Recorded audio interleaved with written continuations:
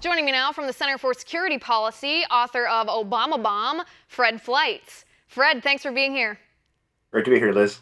All right, Fred, give us a rundown of what's happened in the past 6 years in Haiti since this earthquake. Because we know just months after Hillary Clinton was appointed Secretary of State, that was back in 2009, that Bill Clinton was also named special envoy to Haiti. Liz, I'm so glad you're talking about this, and I had to tell you something. This goes back 20 years, and this is going to sound crude. The Clintons and their cronies have been raping Haiti for 20 years. Bill Clinton put Jean-Bertrand Aristide into power in 1994. He necklaced people, which means putting tires around their necks of political enemies and setting them on fire.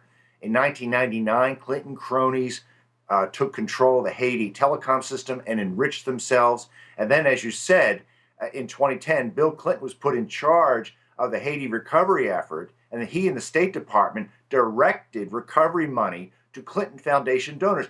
Liz, these people grew rich on Haiti's misery. It's one of the biggest scandals I've ever heard of. It is. It's also one of the biggest travesties here, because these are people's lives the Clintons are ruining here. These are people that are dying while the Clintons are getting rich off of that. So let's break down some of the things that you went over, because I want to understand everything that the Clintons have done in Haiti. So going back 20 years, this was in 1994 actually.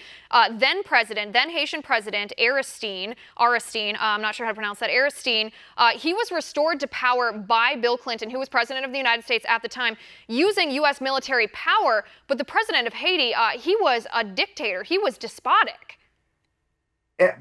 Aristide was widely seen as insane. And I remember I was at the CIA in 1993, and there was an intelligence assessment that said Aristide is crazy. The Clinton administration ignored that. They restored him into power. They said he's a Democrat. You know, unfortunately, there's never been a true Democrat who's run Haiti. Aristide was a vicious dictator who killed his enemies by setting them on fire, and eventually he was overthrown.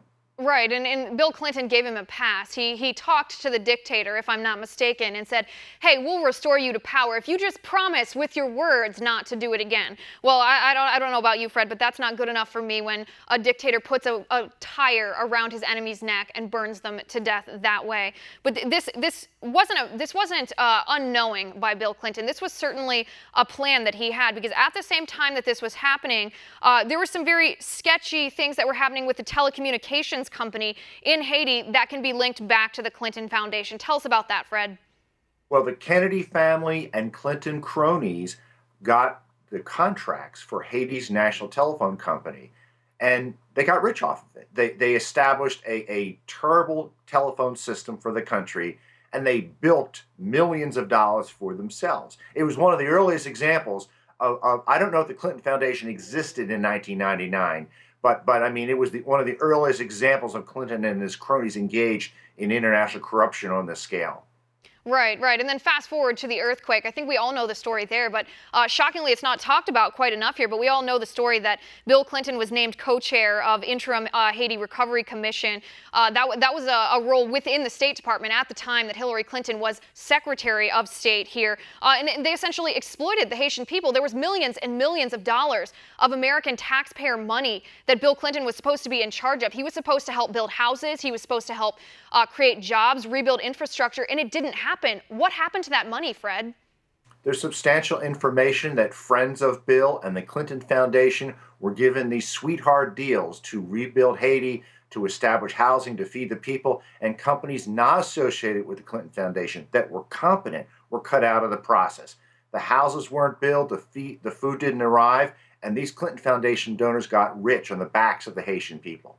Right, and it's worth noting that these contracts that were awarded to these friends of Bill and Hillary Clinton, it was a no-bid contract for the most part. They were no-bid contracts, and these contractors had given, quote-unquote, generously to the Clinton Foundation before that.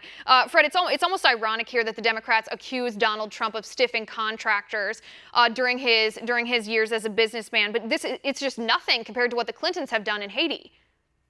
That's right. This is one of the poorest nations on earth. It's certainly the poorest in the Western Hemisphere. Desperately, desperately poor. Disease, lack of education, no democracy. And the Clintons have exploited them for over 20 years. It's just outrageous, and there's an enormous amount of information on it that you can read. The Wall Street Journal has written a lot of articles on this. Right, and I'd also point viewers to your Twitter, and I believe that's at Fred Fleitz. He has a remarkable conglomeration, aggregation of articles about this, about all the scandals that the Clintons were associated with in regards to Haiti. Fred, thank you so much for coming on the show and talking about this. It's something we need to be talking about, and I appreciate it. Our next tipping point with Travis Corson is gloves off between Donald Trump and the GOP. We'll be right back for that.